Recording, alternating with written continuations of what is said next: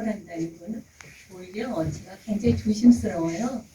그냥 한편의 수채화 그림을 보는 듯하게 아주 아름답고 훌륭한 그런 부부의 삶이에요. 그러니까 모든 부부가 꿈꾸는 그런 삶을 살고 계시는 거죠.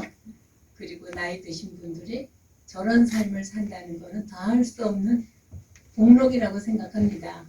함께 두 분이 다 교육자로 평생을 살아오셨고, 그리고 두 분이 깊이 신뢰하시고 사랑하시고 서로 존경하는 삶이 정말로 존경스럽고 부럽습니다.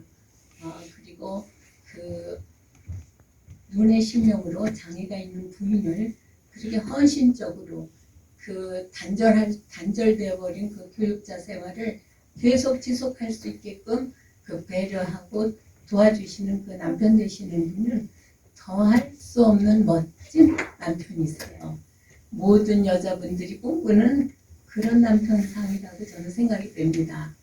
그리고 그래서 두 분은 그 오랜 세월을 함께 신뢰하고 존경하고 성실히 살으신 그 두 분들의 그 표정은 서로가 많이 닮아 있고 그 유순하고 온화한 그 표정은 그분들이 오랜 세월을 그렇게 살아오신 인증이라고 생각합니다. 각이라는 개체이면서도 생각과 가치관과 인생관이 같기 때문에 정말로 일심동체이신 부부이신 것 같아요. 그러다 보니까 그 제목이 말했듯이 열리지 사랑이라는 거에 대해서 한치의 모자람이 없는 것 같습니다. 이번에 상영된 섬이라는 말은 출세들이 성남을 가기 위해서다가 중간중간에 쉬었다 간다고 해서 섬이라고 했거든요. 섬이라는 말은 원이 거기서 나온 거예요. 그러니까 새가 강남으로 갔다 강남에서 오다가 중간중간에 쉬었다 와야 하는데 쉬인다. 그래서 섬이라는 말이 나왔습니다. 그래서 우리는 지금 어디서 왔는지는 각자가 틀리지만 지금 섬에서 쉬고 있는 그 순간이 아닌가 그렇게 생각하고 있습니다. 그러니까 잠깐 동안이라도 쉬는 동안이라도 편안히 살다가 떠날 때까지 하나 완전 미련없이 다음 작품 섬에 대해서 제가 설명하겠습니다. 이거는 여러분들이 보셨다시피 굉장히 살면서 직면하고 싶지 않은 상황이에요. 혼자 살다가 돌아가신 분의 고독사를 다룬 작품인데 굉장히 주제가 우울하고 독하고 그렇습니다. 그런데 지금 우리 현대 그 생활이 요즘 그 현대 생활이 1인 가구가 많아졌잖아요. 그러다 보니까 그 혼자 사는 사람들이 예기치 않은 죽음을 당했을 때 이 고독사가 많이 일어날 수 있죠. 근데 이거는 그 누구도 예견할 수 없는 죽음에 어떤 상황에 자기가 나의 죽음이 타인의 어떤 시선으로 보여질지는 아무도 모르는 거예요. 그런데 여기에서 그 고독사라는 거는 이 현대를 살아가는 데는 굉장히 아주 세분화되어 있고 굉장히 그 스피드하게 생활이 흘러가고 있잖아요. 굉장히 편리하게 되어 있고 그런데 사람의 감성이나 인간과 인간의 유대는 굉장히 드라이해지고 있다고 저는 생각해요. 그러다 보니까 이 작품에서도 그 네 사람, 그 남자 주인공, 여자 주인공, 그리고 트럭 운전사 하시는 할아버지, 그리고 그 집주인의 남자 여자 그렇게 나오는데 거기에서도 사실은 그 인간의 어떤 유대라든가 따뜻한 온기 같은 거는 느낄 수가 없었어요. 그래서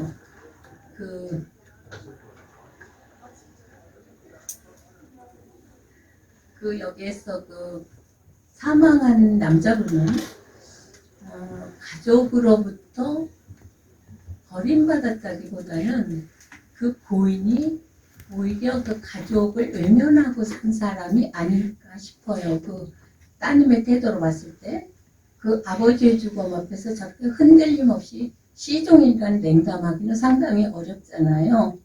그리고 또 이렇게 상당히 오랜 시간 그 아버지에 대한 그 원망과 분노가 이게 차 있는 것 같은 그런 느낌을 저는 받았어요.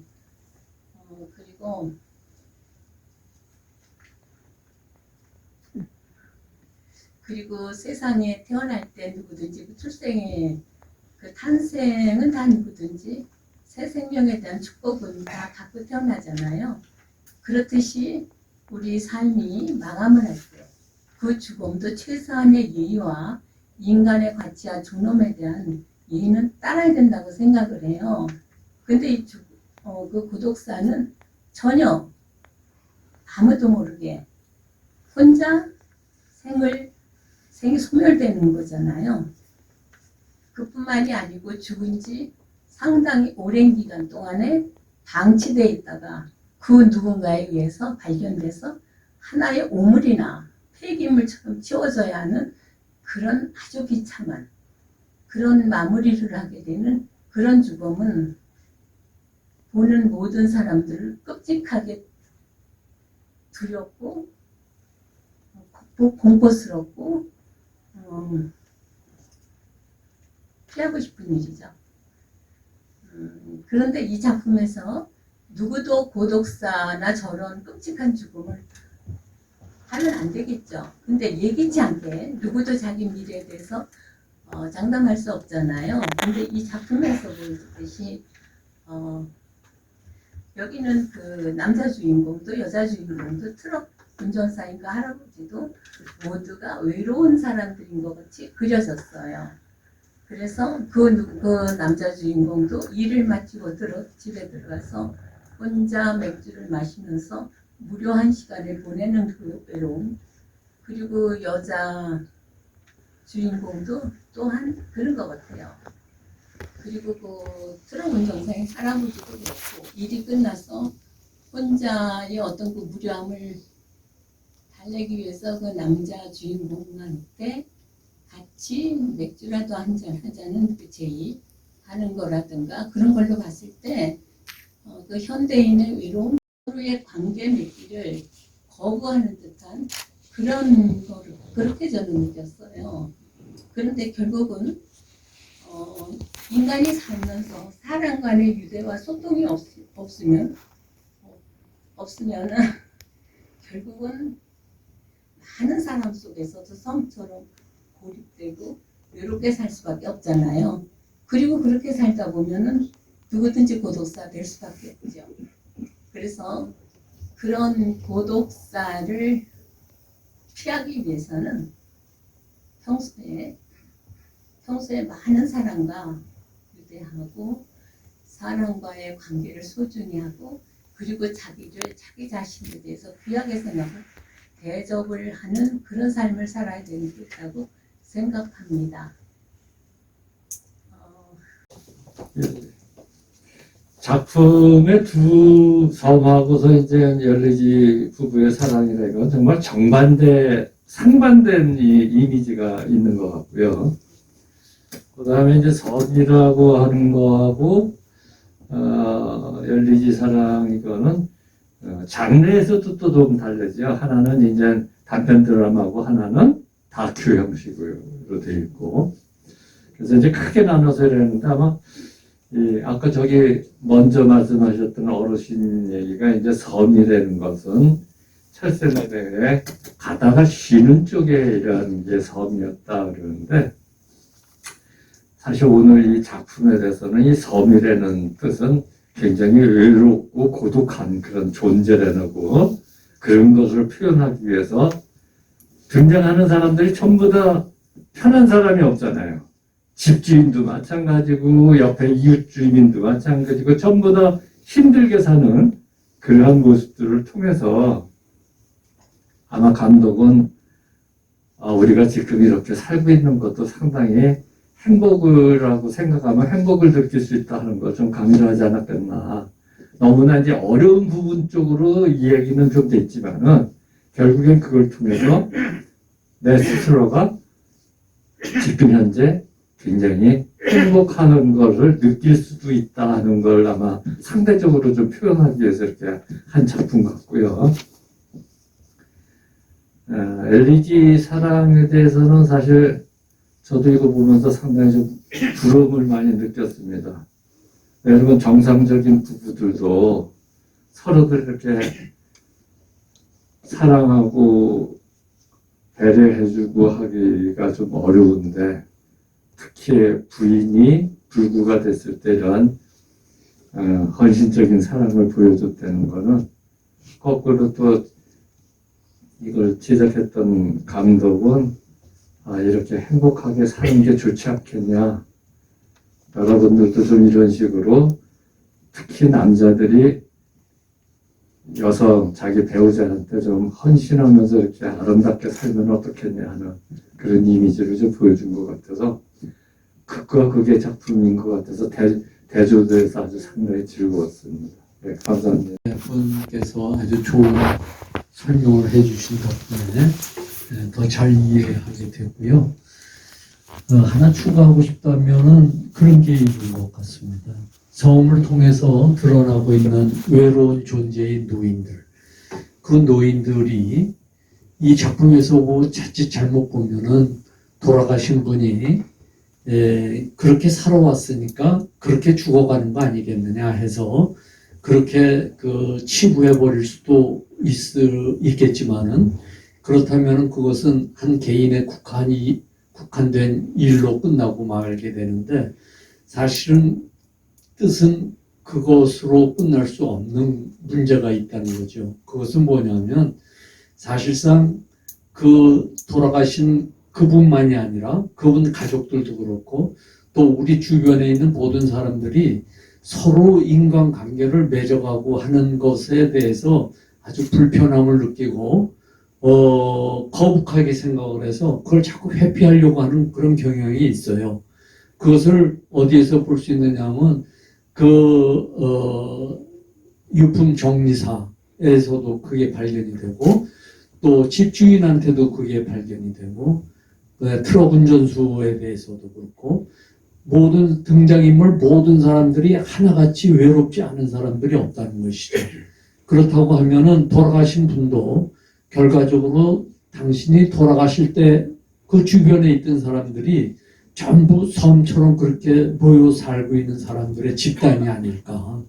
그렇게 되면은 이런 고독사라고 하는 것이 어떤 그 죽은 사람만의 책임이 아니라 살아있는 우리 모두의 인간관계를 외면하고 무관심하고 나만을 생각하고 사는 그런 그 생활 태도에서 초래된 누구에게나 닥칠 수 있는 그런 사건이 되지 않을까 그렇게 생각해 봤습니다. 그리고 또 하나는 열리지 부부의 사랑에 대해서는 저는 그걸 보면서 정말 저렇게 부부 관계가 저렇게 좋을 수도 있구나 이런 걸 생각을 하면서 지금까지 내가 부부로서 이렇게 저런 상태에서 한번 경험을 해본 적이 있나 이렇게 되돌아보게 하는 그런 영화였고요. 그리고 남아있는 생이라도 저렇게 행복하게 살아갈 수 있는 길이 있구나 하는 것을 갖다가 알려주는 그런 작품인 것 같아서 상당히 보기 좋게 느껴졌습니다. 이상입니다. 전 느낌을 이렇게 전해드리면요. 열리지 부부의 사랑에 대해서는 뭐 더 큰 감동이 없을 것 같습니다. 제가 드리고 싶은 말씀은 이런 교육박물관이 있구나. 정말 살아있는 박물관이에요. 꼭 한번 가보고 싶다 하는 마음이 생길 정도입니다. 특히 요즘 동요가 없어진 시대잖아요. TV에 그 신동들이 많이 출연해 있는데 어른을 흉내내는 트롯 가수들 참 안타까워요. 박수를 치기보다는. 그러면서 그 난로 위에 도시락이라든가 칠판에 쓰여 있는 쥐꼬리 5이라든가 아주 옛날 기억을 떠올리는 이런 장면들이 아주 새삼 떠오르게 됩니다. 그러면서 저 개인적으로는 책상이 굉장히 깨끗해요. 저희 어릴 때 기억을 더듬으면은 책상이 반은 나눠져 있었어요. 되게 그 선을 그어놓고 뭐 난리가 아니죠. 선을 서로 깨끗하게 이제 윤을 내놓고 이제 경쟁을 하듯이 그래왔는데 책상이 너무 깨끗하더라고요. 그래서 역시 박물관은 박물관이다 하는 생각은 했고요. 그 다음에 그 섬에 대해서는 그 17세기죠. 예. 영국의 존 don이라는 아주 유명한 시인의 시가 있습니다. No man is an island. 그 누구도 섬이 아니다 하는 그 시를 떠올리게 되었습니다. 여기에서 보면은 그 출연한 사람 하나하나가 다 섬이에요. 따로 떨어진 외로운 섬인 거죠. 그래서 처음에 시작부터가 보면은 그 구더기가 들끓는 그 방바닥에 가족 사진이 팽개쳐져 있잖아요. 그래서 우리의 가족을 다시 한번 돌아보게 되는 이제 그런 출발이었고요. 마지막에 보면은 그 용달 기사와 청년의 대화입니다. 용달 기사가 맥주 한잔 할까 하고 제의를 하죠. 그죠? 예. 근데 이 영화에서는 대답은 못 듣고 끝나요. 그죠? 예. 하지만 그 대답은 각자 영화를 관람 우리의 마음속에 감독이 넣어준 게 아닌가. 제가 볼 때는 필히 맥주 한 잔 서로 나누면서 예, 따뜻한 그런 마무리가 되리라고 생각을 합니다. 그래서 이 영화에서는 그 섬으로 사는 게 아니라 참 불교에서 연기소리라고 그러죠. 너 하나가 하나고 예, 이런 불교 정신까지 생각하게 하는 그래서 소통으로 하나가 되는 우리가 되자 하는 그런 메시지를 담고 있는 게 아닌가 생각을 했습니다. 이상입니다. 꼬진의 그 교육관 박물관은 저는 언젠가 거기를 지나던 길에 한번 들렸던 일이 있어요. 그런데 저런 사연이 될지는 몰랐죠. 그리고 뭐 열리지 사랑이라는 거는 옛날에 백거이가 노래한 장안가에서 나오듯이 남녀간에 아주 끔찍하고 지독한 사랑은 그렇게 표현되는 걸로 알고 있어요. 그리고 방금 전에 선생님이 말씀하셨듯이 우리 현대를 살아가는 우리들은 모두가 단절돼 있고 소통의 그 부재에 살고 있다 보니까 각자 하나하나가 섬이라는 거 저는 거기에 같이 깊이 공감합니다.